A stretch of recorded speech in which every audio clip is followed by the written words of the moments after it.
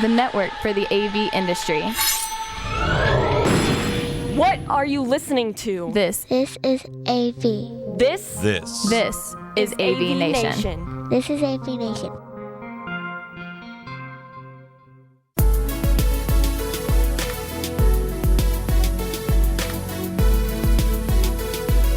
This is an AVNation special. My name is Tim Albright. I am your host. We headed to Crestron Masters 2019, talking with integrators, programmers, and designers, as well as a number of Crestron instructors. Today's conversation is with Jimmy Vaughn, talking about Crestron in the unified communications space. We started by asking Jimmy, where do you see Crestron in the UC space? Crestron is a leader in UC, in my mind right now. We disrupted the UC industry with Mercury. Okay. And we sort of made a splash with that.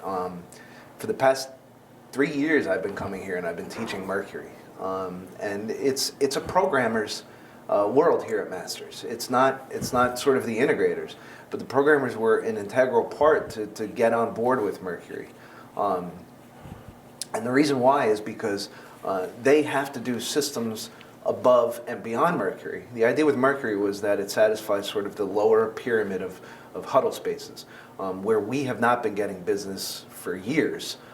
People would put in a phone, or they might put in nothing, or they might just put in like a jobber puck or something like that. It's a low-cost sort of small space, but now with something like Mercury, you can just drop this in. You get digital signage, you get front of room display, you get air media, you get the ability to actually call and do SIP dialing. So this is a product that can satisfy that space for a relatively low-cost solution. So you've also introduced the integrators, your customers, into a new space, or a space that they may not have been capitalizing on.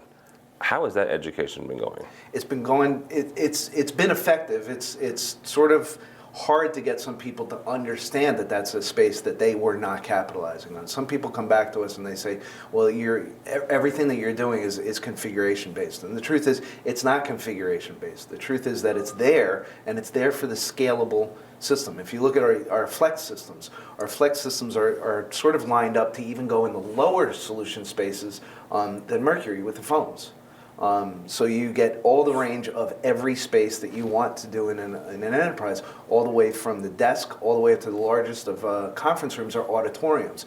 And those large spaces, those conference rooms and auditoriums, they can't be satisfied with a configurable solution. They have to be customized. And why? Because every space is different in there. But for the lower end, and even the middle sometimes, I can satisfy every single space with a configurable system. But those high end is where the custom programmers come into play.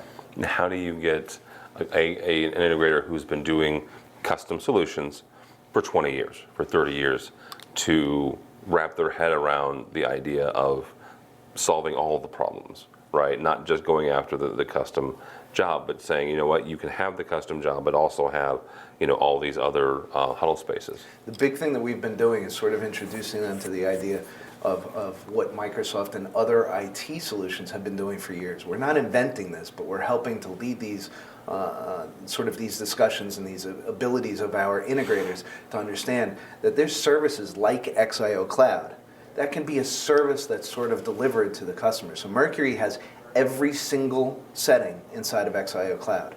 So what does that enable an integrator to do? Well, I'm not just dropping this unit off and then, hey, I'm walking away. What if there's a monthly service contract along with XIO Cloud for them to actually service these rooms, and above and beyond the service on-call contract that they have of, we'll react in this amount of time, or so on and so forth. What if they could do things remotely and they don't have to roll a truck?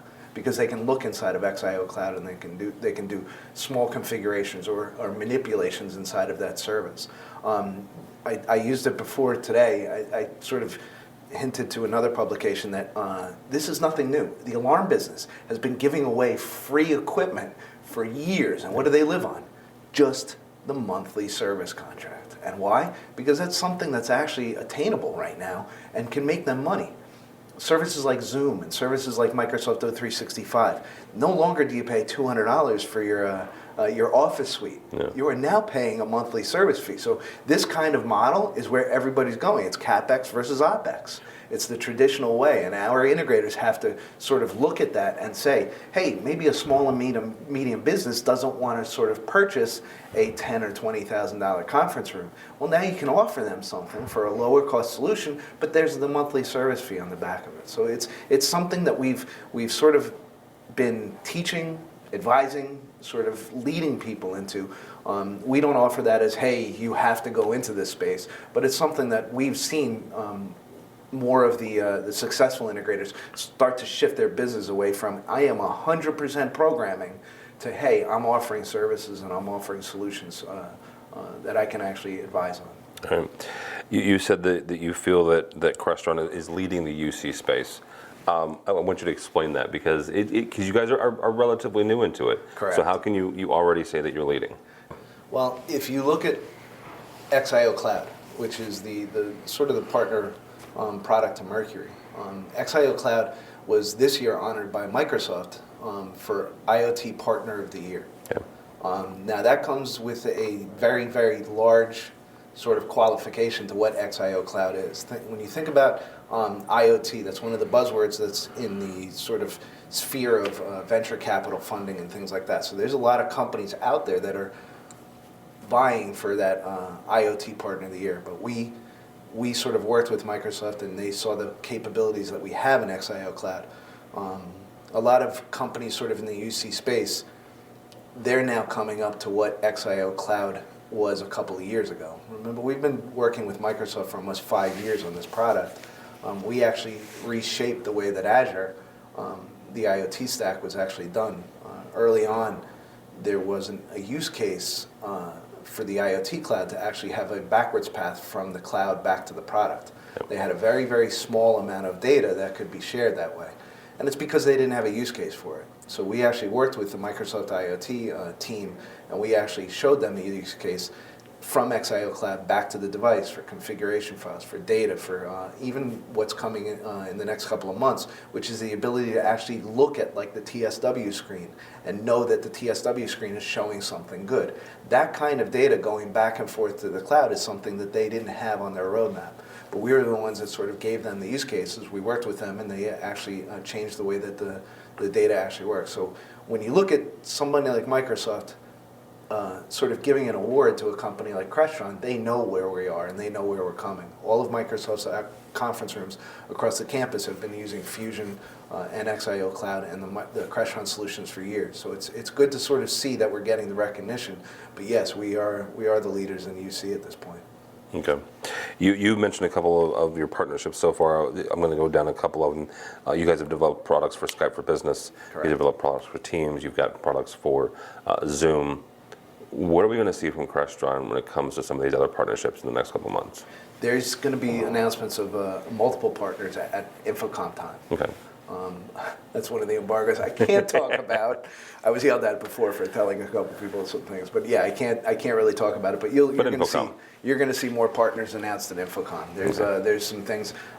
Contracts have been signed, so we're at that stage. Okay. Development is in the infancy, but by Infocom you'll see that we have a bunch of partners actually coming out to Flex, and that sort of leads towards the excitement that we've done with the even outside of the AV world. Yeah. A lot of these larger companies are coming to us and saying we want to be a part of that Flex experience. You guys have been going to Enterprise Connect for a few years now.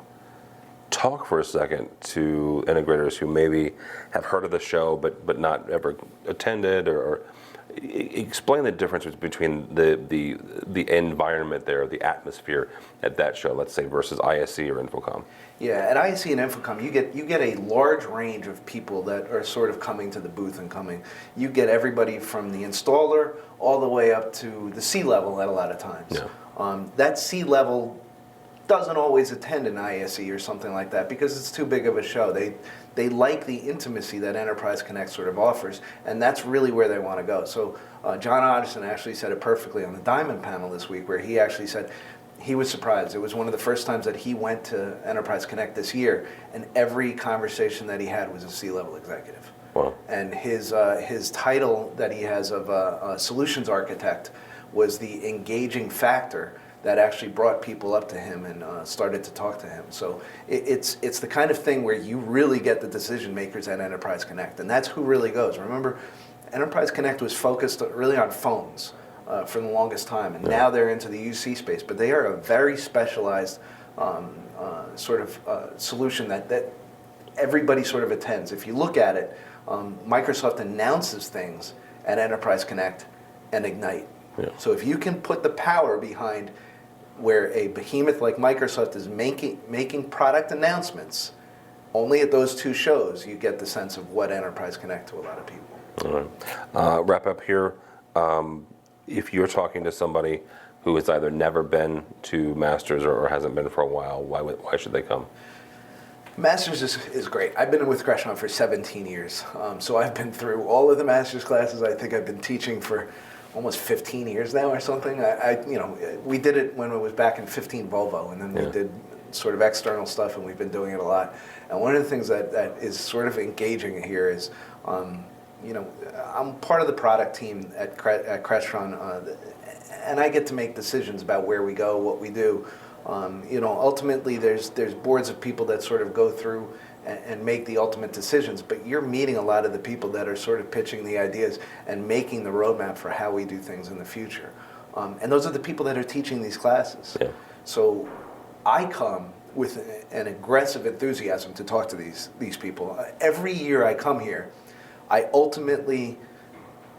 get a lot of complaints, and I don't mind the complaints. I like the feedback, because I missed something, or you didn't do it this way, or you didn't do it this way. Doesn't mean that they're right, doesn't mean that I'm right. I like people coming up and giving their honest opinion.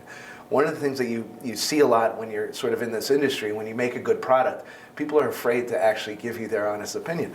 But I enjoy the honest opinion, and here, these guys are not afraid to actually give you their honest opinion. A lot of these guys have been here for a number of years, 10, 12, 15 years, and you establish relationships with them.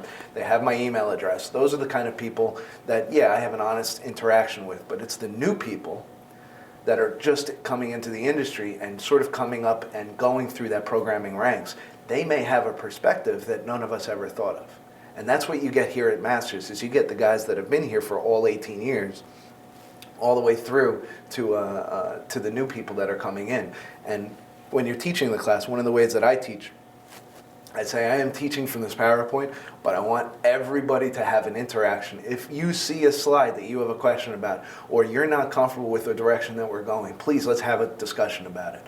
And I do get some animated people in the class from time to time, but it's something that's really, you get to talk to us who's actually making the decisions and doing things. Thank you, Jimmy. For AVNation, you can find us at avnation.tv. That's avnation.tv. You'll find this program as well as a host of others, including our monthly look at marketing and communications, education, and control programming. All that and more at avnation.tv. That's avnation.tv.